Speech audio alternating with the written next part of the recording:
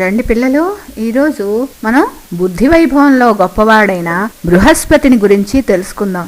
అంగీరస మహర్షి భార్య పేరు శ్రద్ధ. వాళ్ళకి 3 కొడుకులు. మొదటివాడు బృహస్పతి. పుడుతూనే గొప్ప బుద్ధి వైభవాన్ని సంపాదించాడు. రెండవవాడు ఉతధ్యుడు, గొప్ప ఋషి. తీర్థయాత్రలంటే ఇష్టం, మనం ముందే చెప్పుకున్నాం కదా ఉతధ్యుడి కథ. మూడోవాడు సంవర్తనుడు, గొప్ప యోగీశ్వరుడు, జ్ఞాన సంపన్నుడు కూడాను. విష్ణుమూర్తి ఆదేశించిన ప్రకారం సప్తమహర్షులు వచ్చి అన్ని ధర్మశాస్త్రాల రహస్యాలు బృహస్పతికి చెప్పి వెళ్లారు. అందుకే బృహస్పతి బుద్ధిమంతులందరికంటే బుద్ధిమంతుడయ్యాడు.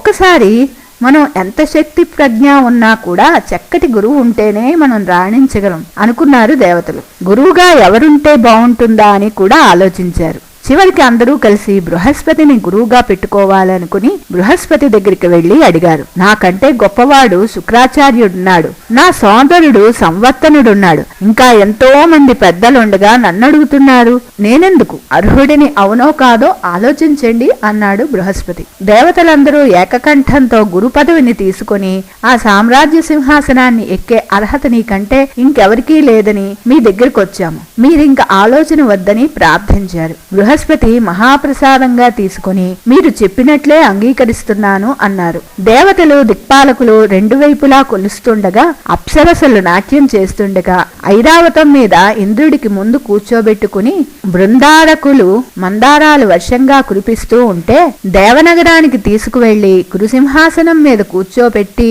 పట్టాభిషేకం చేసి ఒక్కొక్కళ్లే అతని పాదాలకి నమస్కారం చేశారు. ఈ విధంగా బృహస్పతి దేవతలకి గురువయ్యారు. బృహస్పతి కూడా తనకి దేవతలిచ్చిన గౌరవానికి తగ్గట్లుగా వాళ్ళని కంటికి రెప్పలా కాపాడుతున్నారు. భృగువంశం వాడైన శుక్రాచార్యుడు తనే అందరిలోకి గొప్పవాడినని బుద్ధిమంతుడునని అనుకుని దేవతలు తప్పకుండా గురు పదవిని తనకే ఇస్తారని ఎదురు చూస్తూ ఆ పదవి బృహస్పతికిచ్చారని విని అసూయపడ్డాడు. దేవతలు గురువుని పెట్టుకున్నారు. మనం కూడా ఒక గురువుని సంపాదించాలని ఆలోచించి రాక్షసులు శుక్రుడి దగ్గరికి వచ్చి ఆయన్ని తన్మకు గురువుగా ఉండమని ప్రార్థించారు. దేవతలకి తగిన బుద్ధి చెప్పాలంటే ఇదే సరైందనుకుని శుక్రాచార్యుడు రాక్షసులకు గురువయ్యాడు. పూర్వం వసువనే ఒక రాజు ఉండేవాడు. అతను గొప్ప విష్ణు భక్తుడు. అతడు రాజ్యం వదిలేసి తపస్సు చేసుకోవడం చూసి ఇంద్రుడు అతడి దగ్గరికి వెళ్లి నాతో స్నేహంగా ఉండు, నీకొక విమానం ఇస్తాను, నా దగ్గరికి ఎప్పుడు రావాలనుకుంటే అప్పుడు రావచ్చు, రాజ్యం మాత్రం వదలొద్దని చెప్పాడు. ఇంద్రుడికి స్నేహితుడై 2 లోకాల్లోనూ తిరుగుతూ ఉన్నాడు కనుక ఆ రాజైన వసువుకి ఉపరిచర వసువు అని కూడా పేరు వచ్చింది. ఉపరిచర వసువు బృహస్పతికి శిష్యుడై ధర్మశాస్త్రాలన్నీ నేర్చుకుని ధర్మ పరిపాలన చేశాడు. గురువు అనుమతి తీసుకుని అశ్వమేధ యాగం చేశాడు. విష్ణుమూర్తి వసువుకి కనిపించి యాగభాగం తీసుకుని వెళ్లిపోయాడు. తనకు కనిపించలేదని బృహస్పతి బాధపడ్డాడు. శిష్యుడి అదృష్టానికి సంతోషించి యాగం పూర్తి చేయించాడు. బృహస్పతిని అడిగి సర్వధర్మాలు నేర్చుకున్నాడు ఇంద్రుడు. ఎలా ఉంటే జయలక్ష్మి తనని వదిలి వెళ్లకుండా ఉంటుందో చెప్పమని అడిగి తెలుసుకున్నాడు ఇంద్రుడు. వసుమనుడనే రాజు బృహస్పతిని అడిగి రాజధర్మాలన్నీ తెలుసుకున్నాడు. రాజుకు ప్రజలే శరీరమని, ప్రజలకు రాజే ఆత్మ అని, రాజు లేకపోతే ఏమీ లేనట్లే అని చెప్పాడు. రక్షించడంలోనూ అర్చించడంలోనూ రాజు ప్రజలు ఇద్దరూ కూడా ఒకళ్ళకొకళ్ళు సహకరించుకుంటేనే ఆ రాజ్యం శోభిస్తుంది, అలా చేయనప్పుడు శోకిస్తుంది అన్నాడు బృహస్పతి. మాంధాత బృహస్పతిని అడిగి గోదాన ఫలితాన్ని గురించి తెలుసుకొని గోదానం ఎలా చెయ్యాలో చెప్పమన్నాడు. ఒక మంచి రోజు ఉపవాసం చేసి ఆవులున్న ప్రదేశానికి కూడా వెళ్ళి ఒక రాత్రి ఒక పగలు అక్కడ ఉండి మర్నాడు ఉదయాన్నే ఆవు పేరు పెట్టి పిలిచి తల్లి గోవు, వృషము తండ్రి, గర్భ ప్రదేశము స్వర్గము, ధరణి సంప్రతిష్ఠ అని పలికి తన పాపాలన్నీ పోయేటట్లు బ్రాహ్మణుని చేతిలో నీళ్లు విడిచి గోదానం చెయ్యాలి.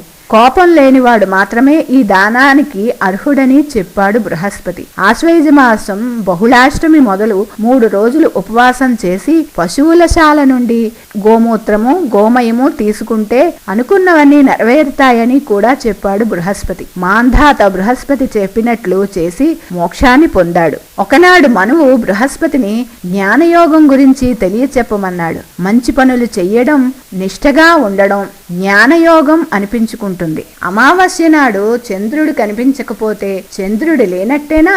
కాదు కదా. అలాగే మనస్సుకి పట్టుబడనంత మాత్రాన భగవంతుడు లేనట్టు కాదు. తేరిన నీటిలో ప్రతిబింబం ఎలా కనిపిస్తుందో మనస్సు ప్రశాంతంగా ఉన్నప్పుడే భగవంతుడిని చూడగలం. ఇలా అనేక విధాలుగా జ్ఞానయోగం గురించి బృహస్పతి మాంధాతకి చెప్పాడు. ఇంద్రాదులు గాని దేవతలు గాని కష్టనష్టాలు కలిగినప్పుడు బృహస్పతిని సలహా అడిగేవారు. బృహస్పతి వాళ్ల కోసం ఎవరిని ప్రార్థించాలో వాళ్ళని ప్రార్థించి వాళ్ల బాధలు తీర్చేవాడు. వింధ్య పర్వతం బాగా పెరిగిపోయి లోకాలన్నీ తారుమారు చేసి ఉపద్రవం కలిగిస్తుంటే బృహస్పతి దేవతలందరినీ తీసుకుని బ్రహ్మ దగ్గరికి వెళ్ళాడు. బ్రహ్మ అగస్త్యుడిని ప్రార్థించమన్నాడు. అందరూ కలిసి అగస్త్యుడి దగ్గరికి వెళ్లారు. అగస్త్యుడు వచ్చిన పని చెప్పమని అడిగాడు. బృహస్పతిని, ఋషివర్య, నీ అందలి బ్రహ్మతేజము లోపాముద్రయందలి పతివ్రతా తేజము కలిసి వింధ్య పర్వతము వలన లోకానికి కలుగుతున్న బాధని పోగొట్టుమని అడిగాడు బృహస్పతి. అగస్త్యుడు వింధ్య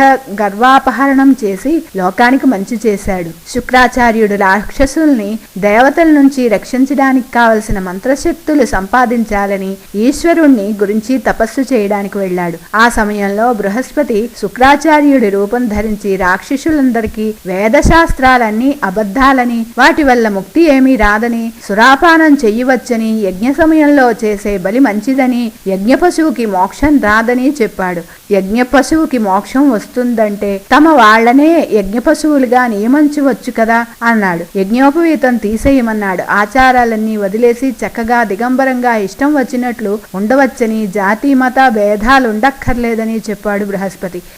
ఈ రకంగా రాక్షసులందరినీ ధర్మ విరుద్ధంగా ప్రవర్తించేలా చేశాడు. తర్వాత అసలు శుక్రాచార్యుడు వచ్చి రాక్షసులందరికీ అసలు గురువు తనేనని, వాళ్ళందరూ బృహస్పతి వల్ల మోసపోయారని ఎంత చెప్పినా వినలేదు రాక్షసులు. బృహస్పతి చెప్పిన మాటలే వాళ్ళకి బాగుగా నచ్చాయి. అందుకే శుక్రాచార్యుడిని గెంటేశారు. రాక్షసులు సర్వభ్రష్టులైపోయారని తెలుసుకుని శుక్రాచార్యుడు ప్రహ్లాదుని కలిసి జరిగింది వివరించి రాక్షసులకి అర్థమయ్యేలా చెప్పమన్నాడు. ప్రహ్లాదుడు నచ్చ చెప్పాక రాక్షసులు తాము మోసపోయామని తెలుసుకుని క్షమించమని అడిగారు శుక్రాచార్యుని. ఇదంతా బృహస్పతి చేసిందేనని తెలుసుకున్న శుక్రాచార్యుడు మాతృ సమానురాలితో కలిసి పాపపు పని చేసి అవమానం పొందుతాడని శపించాడు. ఒకనాడు బృహస్పతి అన్నగారైన ఉతధ్యుడి ఇంటికి వచ్చాడు. ఉతధ్యుడు ఇంట్లో లేడు. వదినగారు మమత మరిదిని ఆదరించి భోజనం పెట్టింది. బృహస్పతి మమతను ఇబ్బంది పెట్టాడు. మమత తాను తల్లి సమానురాలినని, అదీగాక గర్భవతినని ఎంత చెప్పినా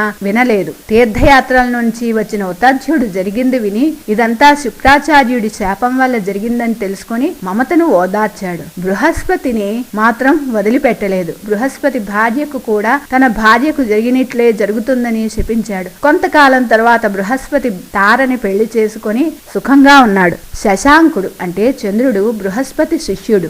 ఏక సంధాగ్రాహి అవడం వల్ల ఎంతో ప్రేమతో విద్య నేర్పిస్తున్నాడు బృహస్పతి. తారకి కూడా ఇష్టుడయ్యాడు శశాంకుడు. ఇంద్రుడు యాగం చేస్తుంటే బృహస్పతి అక్కడికి వెడుతూ తారా శశాంకుల్ని ఇంటి దగ్గర ఉంచాడు. శశాంకుడి వల్ల తారకి బుద్ధుడు పుట్టాడు. శశాంకుడు తారను తనతో తీసుకువెళ్లిపోయాడు. బృహస్పతి తన భార్యని తనకిమ్మని అడిగినా శశాంకుడు ఇవ్వలేదు. బ్రహ్మ వచ్చి శశాంకుడిని ఒప్పించి తారని బృహస్పతితో పంపాడు. ఇదంతా శుక్రాచార్యుడి శాపం వల్ల జరిగిందేనని బృహస్పతి తెలుసుకున్నాడు. శాప ప్రభావం తీరిపోయాక తార బృహస్పతిని సేవిస్తూ ఉండిపోయింది. బృహస్పతి తారకి ఒక కొడుకును అనుగ్రహించాడు. అతని పేరు కచుడు. మరుత్తుడనే రాజు బృహస్పతిని యజ్ఞం చేయించమని అడిగాడు. బృహస్పతి అందుకు ఒప్పుకున్నాడు. కాని ఇంద్రుడు మరుత్తుడి మీద ఈర్ష్యతో అదే సమయంలో తాను కూడా యజ్ఞం చేస్తున్నాడు, ముందు తన దగ్గరికే రమ్మన్నాడు బృహస్పతిని. మరుతుడితో తాను ఇంద్రుడి యజ్ఞం చేయడానికి వెళ్తున్నాను, అది అయిపోయాక నీతో చేయిస్తానని చెప్పి వెళ్లిపోయాడు బృహస్పతి. మొదట తనతో యజ్ఞం చేయిస్తానని చెప్పి మాట తప్పినందుకు మరుతుడు బాధపడి బృహస్పతి తమ్ముడు సంవత్సనుడి దగ్గరికి వెళ్లి యజ్ఞం చేయించమని అడిగాడు. ఇంద్రుడు ఆ యజ్ఞం ఆపేయమని మరుతుడికి చెప్పాడు. మరుతుడు వినలేదు. సంవత్తుడి సహాయంతో యజ్ఞం మొదలైంది. ఇంద్రుడు వజ్రాయుధం పంపాడు. సంవత్తుడు దాన్ని కదలకుండా ఉండిపోయేలా చేశాడు. ఇంద్రుడు బృహస్పతి కలిసి వచ్చి సంవత్తుడిని క్షమించమని అడిగారు. మరుత్తుడు సంతోషంగా యజ్ఞం పూర్తి చేశాడు.